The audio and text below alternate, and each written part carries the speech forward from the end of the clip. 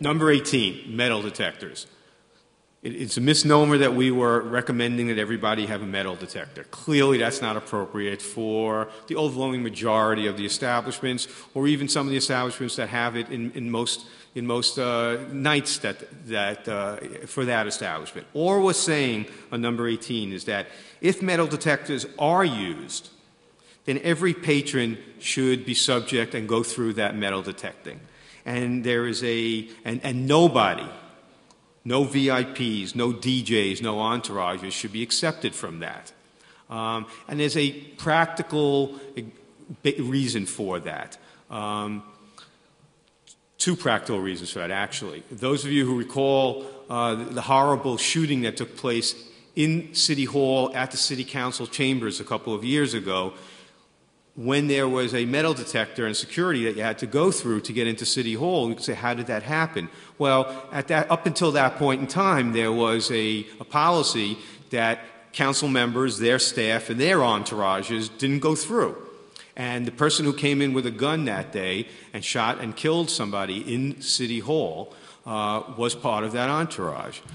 Since then, they created a policy that everybody goes through the metal detector, and it makes common sense. We're going to be working with the police. You have an incident. You call the police, as we're recommending that you do and as you should do. They respond quickly. They arrive and they see that there's a metal detector at the front door. They need to know, before they rush into there, that everybody has gone through that metal detector, that nobody has weapons that they could have secreted by not going through that metal detector. So, and if they come and there is no metal detector, well, they'll act accordingly. They're trained. They know how to do this stuff. But we don't want to trick them into thinking that there's a metal detector here, and maybe some people went through it and some didn't. So that's our point, the common sense point on the metal detectors.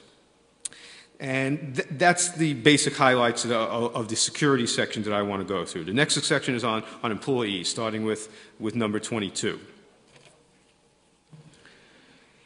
For your own labor law purposes, liability purposes, let alone the purposes that we're talking here about today, you should have not only a list and contact information and addresses that everybody is working for you, but a photo ID as well, and that should be kept, in your office in a secure place.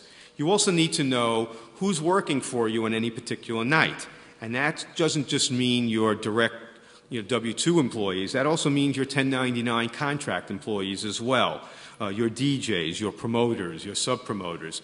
You need to know who's in your place, and we need to be able to have access to that maybe 2 weeks after an incident when it's being investigated by the police, not because your employees, are under investigation, but because more likely than not, they're the best witnesses that we have for a particular incident which may have taken place inside or outside your premises. And to say, oh, I think Johnny was working that night and Susan was working that night is no way to go about it. So you should have a list of who's working for you on any particular night and have an ID for them, a photo ID, driver's license. If they're a security guard, you'll find out later that you're required by law to have a copy of their security guard license, which is a photo ID, as well as their contact information. I next want to talk about the number under age verification, number 28, the use of ID scanning machines. We know that ID scanning machines are not a panacea, that they are not foolproof. They are not foolproof. They can be fooled. Any of you who saw the Marsha Kramer story on Channel 2 a couple of months ago saw that. But nevertheless, they do work in various capacities depending on the machine. Our experience out in the field is that this is the kind of machine that you kind of do get what you pay for, and the cheap ones that don't do very much, don't work very well, and the more expensive ones, the ones that run about $1,000, are much more effective and capture many more fake IDs. Of course, no scanning device, no matter how foolproof the manufacturer thinks it might be, rejects a legitimate ID that's not being used by the holder of that legitimate ID. that's where well-trained door people and security guards come into play, so that they could recognize that that photograph is not the person who's standing before them. But many of you, know that how many fake IDs you confiscate in the course of a week. We think it's a good idea that everybody put in the best scanning machine that they can. It helps us act as a deterrent to have the machine there to try to discourage under 21s who are using fake IDs from coming into your place, knowing that there's a quality machine there that might capture their fake ID.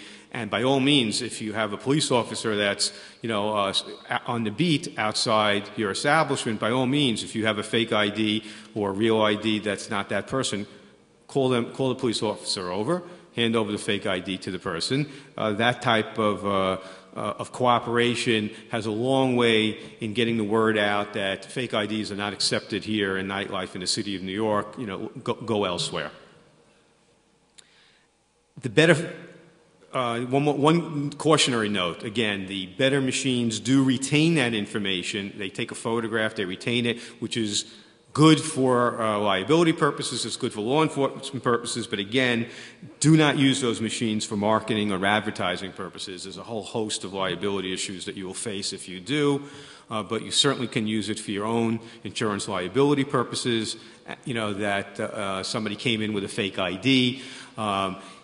It's also a defense in a sale to a minor at the liquor authority. If you had a machine that does capture a record of the ID, and that the machine, that fake ID beat the machine, and we could show that at a hearing, that is a defense. So it does pay to have the better machines.